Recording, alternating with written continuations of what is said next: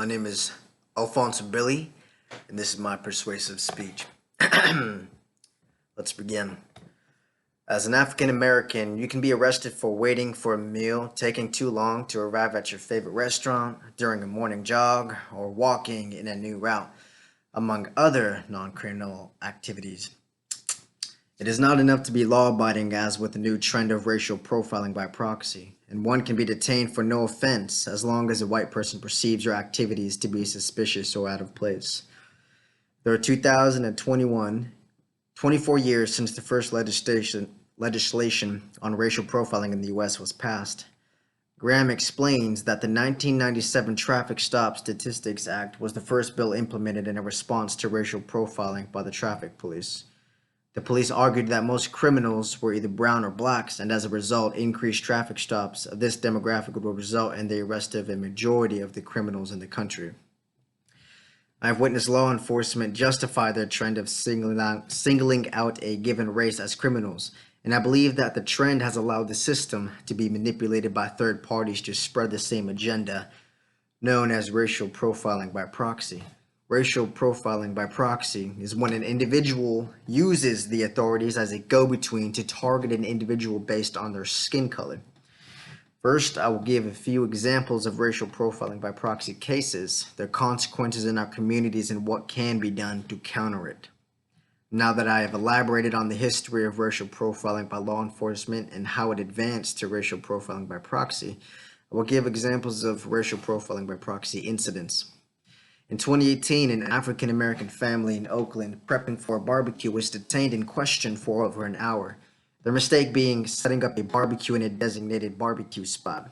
The spot in question had been designated for such activities. However, in this incident, a white woman called the police to arrest the family as she believed they were using the wrong type of grill. For a second case, there was a black graduate student at Yale University who was detained and questioned for taking a nap in her hostel's common area. Similarly, a white graduate called the campus police on the student as she believed that the black student had no right to sleep in her common area. The police responded by detaining the student and harassing her for hours to prove that she was indeed a student at the university and a resident of the hostel.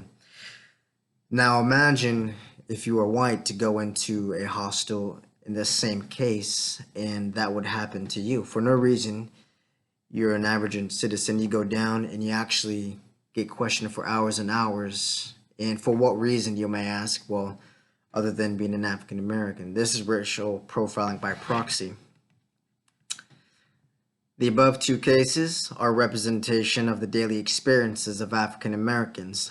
Now let us discuss the effect of such cases on the community. Among the people of color, it has become increasingly common for the white population to summon the authorities as proxies whenever they feel that an individual is suspicious or does not belong. On the other hand, the police waste taxpayers' money by responding and investigating incidences that are a case of racial profiling.